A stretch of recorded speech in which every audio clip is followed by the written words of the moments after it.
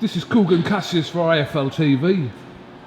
What accent is that? I was trying to do Irish, wasn't I? Oh, shit, that was Irish. Damn. Alright, KUGAN CASSIUS for AFL TV.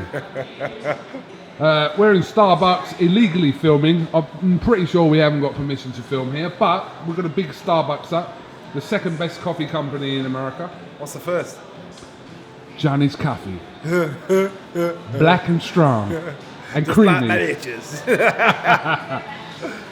Start a fight week here, Johnny. Yeah. You've been out here a couple of days and it feels big already. It feels like there's a lot of people already here, a lot of people talking about it. I was in the barber shop earlier on today and there's people debating this.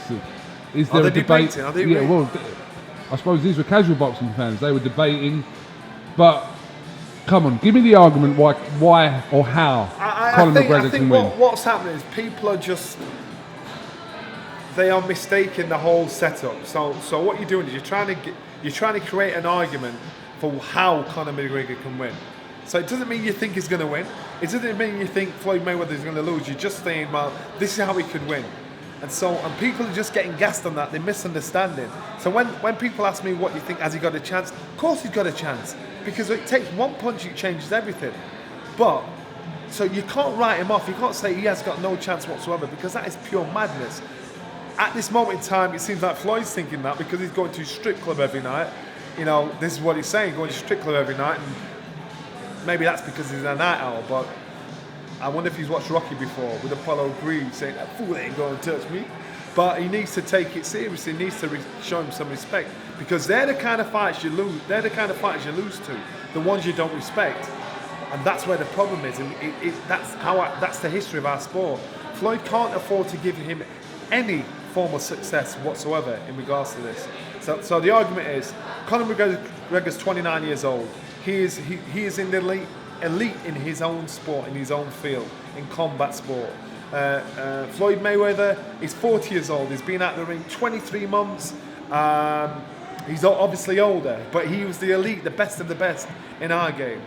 The one thing no man can deal with, no man can change, and that's time. So when you slow down, when your timing slows down a little bit, that's human nature. No matter how much money you've got in the bank, no matter who you are, that's human nature. So Floyd Mayweather's not going to be the Floyd Mayweather of 5 years ago. Of 6, 7, 8, 9, 10 years ago. He is no longer that guy. But his skill, his wisdom should get him through. Because if it's down to fitness, if it's down to who can punch the most amount of punches in a round, or who's the fittest out of the two, I say Conor McGregor is. If it's down to skill, I'd say Floyd Mayweather. So this fight is brain against brawn. And that's what it's got to be down to. Conor's got to talk Floyd into getting involved and having a tear with it. I keep saying that my analogy is you and I could stand there toe to toe and sling punches at each other. It's a case of who lands first. Not the fact that I'm a former world champion. That's out the window. So for the first part of the fight, Conor's got to drag this man into a war. He's got to give him his all. He's got to tear him. He's got to make the fight something like Hagler Hearns, where these two just want to batter each other for 3 rounds. This is what he's got to do with Floyd Mayweather. The other thing is, and I'll say again, punch stats. He's got to throw twice as many punches as he does when he's doing MMA. He's got to really put it on him. I know he's been doing everything to simulate the fight, even getting Cortez in there as a referee and doing it right, doing it correctly. So he's doing everything correct. The only thing I'm hearing from Paulie is that he's sparring in 16-ounce gloves, which is a mistake past a certain point. If it was me, this last couple of weeks I'd have been sparring in fight gloves, so he gets used to the fighting in 8-ounce gloves. I think when it comes to punching power, even though he's got a reputation of being a big puncher. For the 8th time, pick this back up. You're talking about the 16-ounce I'm talking about 16-ounce. So what you do at this point in the fight, you make it as realistic as possible to the fight itself. So but these are things you learn through training camp. Conor McGregor's in the biggest fight of his life, but remember, I don't know how the MMA boys train. I don't know what training methods they have to get their success. But in boxing, you make it as close to fight action as possible. It's going to be something very, very new to him. He fights in 4-ounce gloves. They're going to fight in 8-ounce gloves. I'm here sparring in 16-ounce gloves. You know, he's got to just make it as realistic as possible, because when the bell goes and the pressure's on, and all of a sudden he's trying to hit Floyd and he's not being able to hit him, and so things aren't going his way, then you're going to check yourself. You're going to think, wow, you know, that's a gut check. And so that's where it separates the men from the boys. It shows who's got the cojones and who can fight. And this is what I want to see. I want to see how Conor deals with this. I want to see how Conor deals with not getting to the successes in a round, because there are all going to be stages in this fight where you'll see it on his face and think, this ain't working out how I wanted it to.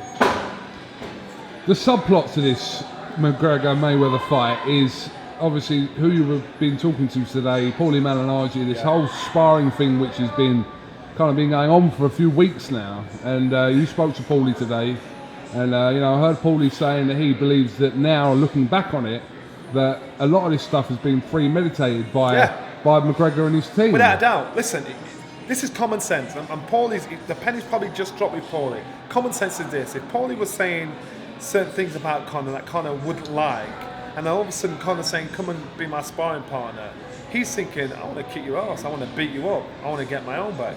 And so he's not, his intentions aren't honourable. He doesn't want to be his mate. He doesn't want to have his knowledge.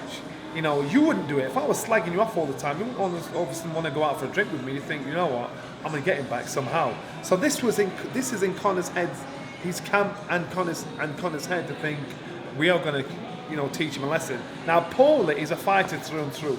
So what Paulie has done is that fighting pride and said, yeah, I'll do this. You know, he's a straight shooter, he's a straight talker. But Paulie's not the fighter he was 5 years ago, 6 years ago. So therefore, he's going to frustrate himself, because Conor is going to be able to do certain things to Paulie now that he couldn't do 5 or 6 years ago. And we all think like we're that fighter we were, but our bodies remind us we're not. And so now there's a talk of possibly them two fighting each other afterwards. I'd say to Paulie, don't do it. Just don't do it, because you're going to give a man a chance that shouldn't have one in reality. But he's young, you know, he's fresh, he's hungry. Paulie's past his best, he knows that. And it's that fighting pride that makes him think, come on, let's do this, let's have this. I just let it go. I would let it go. Unless he's getting paid $100 million, then... But I just let it go. It's not even worth it. But, I mean, what happens to Conor McGregor, the boxer, is surely to be decided, you know, what happens on Saturday, win or lose, the manner of it, surely. No, I think this is a one-off with Conor. I think this is a one-off with Conor, the boxer. Well, you're telling me if McGregor was to pull this off against Mayweather, it's still his boxing career done? Yeah. Really? Yeah. I think he's saying, right, I've done my job.